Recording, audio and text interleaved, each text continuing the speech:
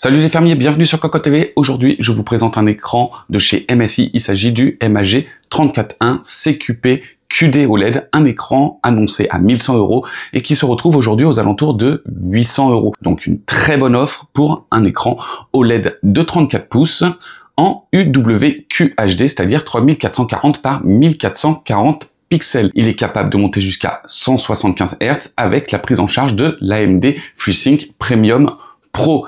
Il est certifié HDR 400 True Black, mais aussi HDR 1000. On a un affichage à 1,07 milliard de couleurs, capable de couvrir 100% de l'espace colorimétrique sRGB, mais aussi 97% de l'espace DCI P3 et 98% de l'espace Adobe RVB. On a un taux de contraste de 1 500 000 pour 1 et un temps de réponse de 0,03 millisecondes.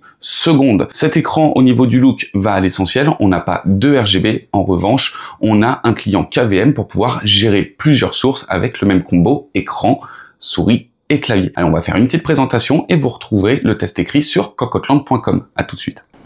Les amis, avant de découvrir le reste de notre vidéo, on vous propose un petit peu de réclame pour GVG Mall, notre partenaire pour les clés Windows, un partenaire qui nous soutient depuis plus de 2 ans et on utilise très régulièrement les clés Windows pour nos machines, on utilise aussi les clés Office. Alors, comment ça fonctionne? On vous montre rapidement. Vous allez sur le site GVG Mall. Ici, vous tapez Windows 10. On prend l'exemple de Windows 10. Ensuite, hop, petite vidéo ici qui va vous expliquer comment ça fonctionne. Vous allez faire acheter maintenant sur cette fenêtre où vous allez avoir la licence Windows 10. Vous n'oubliez pas de mettre le code promo CVIP qui vous permet d'avoir la ristourne de Cocotteland sur votre clé Windows. Ensuite, vous allez soumettre la commande. Vous allez arriver sur la page de paiement. Sur la page de paiement, vous pouvez le voir, vous avez tous les moyens de paiement qui sont disponibles, que ce soit par de la carte bleue, par PayPal, par tout ce que vous voulez. Vous allez faire payer maintenant. Ensuite, une fois que vous aurez payé votre licence, vous allez avoir à l'intérieur de votre panier votre clé Windows qui va apparaître. Et là, il suffit juste de copier votre clé Windows et de la mettre sur votre produit Windows 10 pour pouvoir tout simplement activer votre Windows et utiliser pleinement votre licence Windows 10. Donc, vous avez vu, 40 secondes à peu près et le tour est joué pour avoir une licence officielle pour votre PC.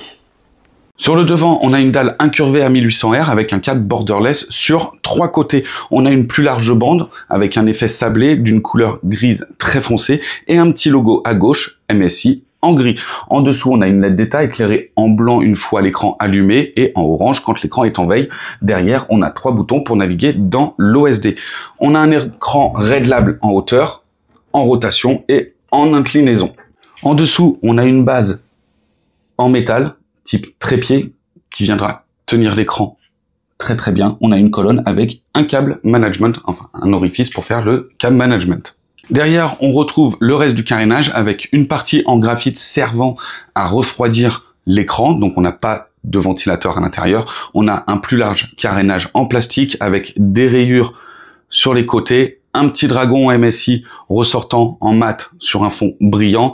De l'autre côté, on a la référence de l'écran. Sur le dessus, on a un petit logo MSI, on a des mèches d'aération, la colonne en mat et aussi en brillant avec juste Gaming Série et toujours le trou pour le cam management, colonne tout en plastique. Derrière ici, on a un petit clip pour pouvoir déclipser la dalle et accéder au VESA 100 par 100.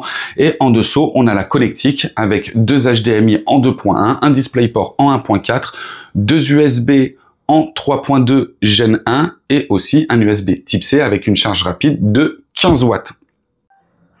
Un petit tour sur le côté pour vous montrer la finesse de la dalle. Ici, on est sur moins de 5 mm. Pour le reste, ça reste quand même épais.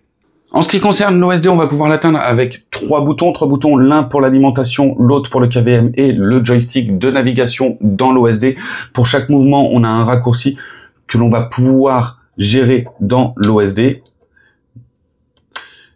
Mais aussi, avec un clic, on va atteindre l'OSD, un OSD sur fond bleu transparent avec des détails en magenta, en bleu, en cyan, des écritures en blanche surlignées d'une flèche magenta allant jusqu'au cyan avec un dégradé, donc c'est assez propre. On a des informations à l'écran sur le dessus et bien sûr tout le reste avec la page GI, le KVM, le réticule intelligent, l'Optics Scope.